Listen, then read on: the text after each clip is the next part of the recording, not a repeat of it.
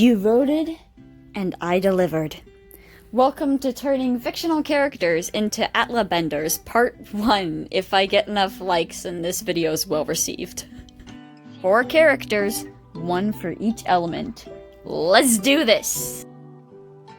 In spirit of watching FMA Brotherhood right now, I decided that I was gonna mess with Edward Elric, which had its own set of problems. So, as anyone who's ever watched the show can tell you, or at least watched the first episode, or at least consumed anything FMA, Edward doesn't have some of his arms and legs. One of his, I'll put up a reference picture, but he has one automail arm and then one automail leg. And that was gonna be a little bit of a tricky one because ATLA characters generally, as far as I know, don't have prosthetics.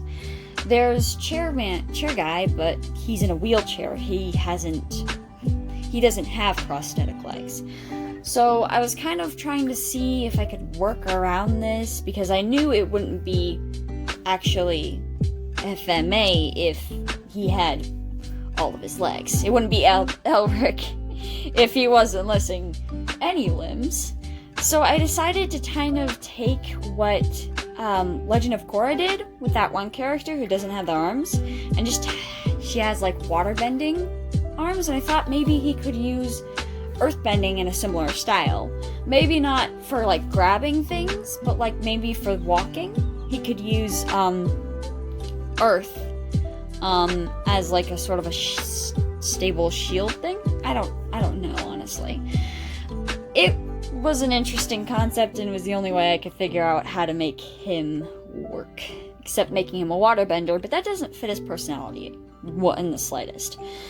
Edward was made a earthbender because he is very stubborn, rigid, and, like I said, very stubborn. I ended up liking this picture a lot more than I liked the other ones. I think it's just because it felt more like a scene, and I think I planned it out better than all the other ones. And I was invigorated, unlike the other ones, where I kind of stopped caring. Alright, moving on to Kippo. I have not watched Kippo. My friend made me do this character, so thank them.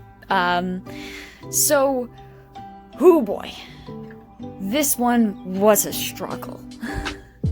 I had a worse time with the third one, but this one was still oof.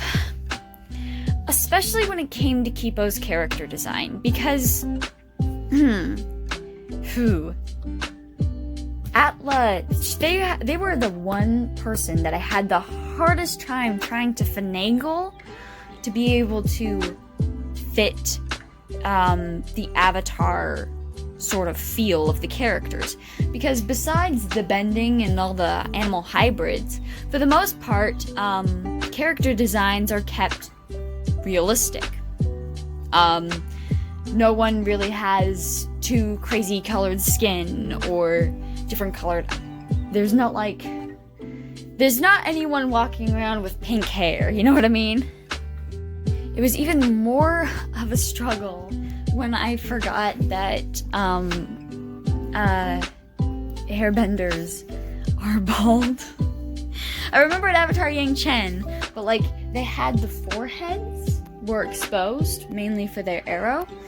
So that was something I forgot about. What I ended up doing with Kippo was making her skin a dark shade, kind of like a waterbender, but still having that purple tinge to it. I couldn't do anything with their hair. That's a common theme in this video. I just kind of had to deal with their hair color how it was. There's a lot of blonde people in this episode. We'll see if we can mix that up next time. So I still wanted to do, like I said with the other one, I did like a full illustration, so I still wanted to do that with hers. So I put her in the sky because, you know, she's an airbender. I feel like the color palette isn't the best, but at the same time, I was trying my best. And like I said, I forgot about the bangs. This one, it isn't my favorite but it's not my least favorite. It's probably like my third favorite. I kept the purple eyes because technically I think it's possible to have purple eyes naturally, and considering some people have yellow eyes in this universe, I was willing to let it stretch that way. So I kind of just had to deal with that. I had a bit of a struggle with the lighting, but not too much. You know, I didn't die too hard this time. Alright, moving on to the almost chosen one himself, Neville Longbottom. So you might not know this, but I am actually a Potterhead. I really like Harry Potter. It's not my favorite thing ever, but it was a really big one when I was growing up. It was my favorite book series until I read a different one.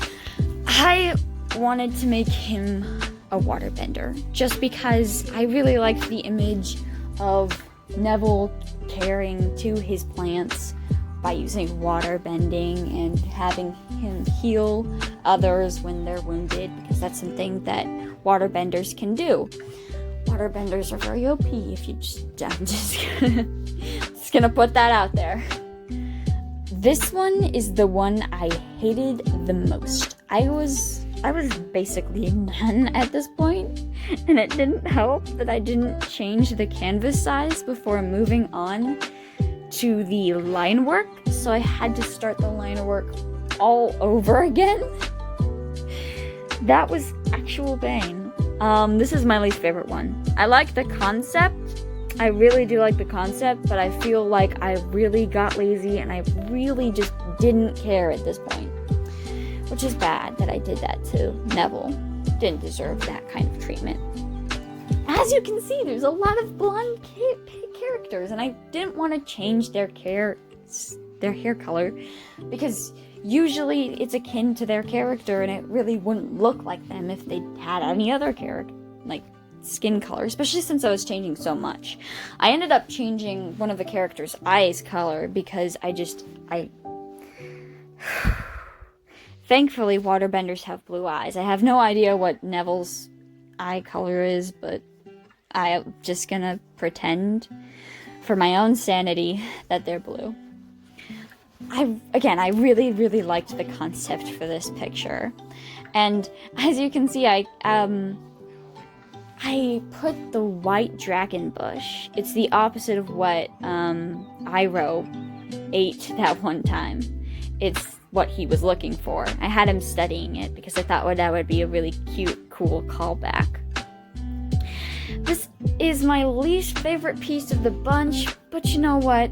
It's not that bad. If I could change one thing about it, I would pay more attention to the plants and the flowers, because I think that would have made the piece better. Okay, not gonna lie, this last one gave me so much pain. Not because it was hard to draw, though I did have a bit of struggles in the beginning. It was just I didn't know what to draw. Y'all know I put Nadito-kun on this list. Y'all know I'm obsessed. But what element? So, I used my critical thinking skills and hard ability to choose between something, and made this conclusion.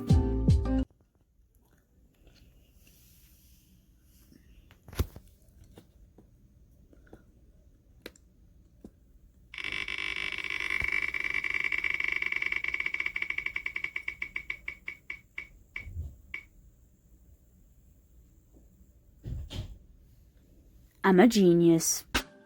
So, I made him a firebender, mainly because I just wanted all 4 elements, and one, I think it fits his fighting style a lot better, because he is more of an offensive player. I had a hard time with his pose, if I'm going to be honest. It was a struggle. I wasn't sure what I wanted him to look like, but I kind of figured I should make him a student.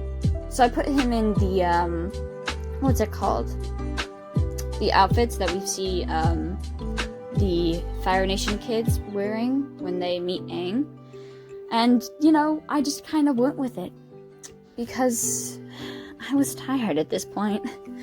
Not gonna lie, this one was a bit rushed, because because I was just tired and I had other video ideas and I wanted to move on and I wanted to not die and have something to post on my Instagram. It was just like all the things colliding together that made me want to die. So I got a fire sample because I didn't feel like drawing fire and it probably would have turned out bad, so I just grabbed a sample. I had fun with the lighting situation. That was cool. This is the one where I changed his eye color. He looks so freaking excited. Final results. Hope you guys liked it and enjoyed the video. Hey guys, if you like this video, then you should subscribe and follow me on all of my other social medias if you can, to help support me and so I can continue making these videos. Again, like, subscribe, hit that bell because it won't tell you if you don't.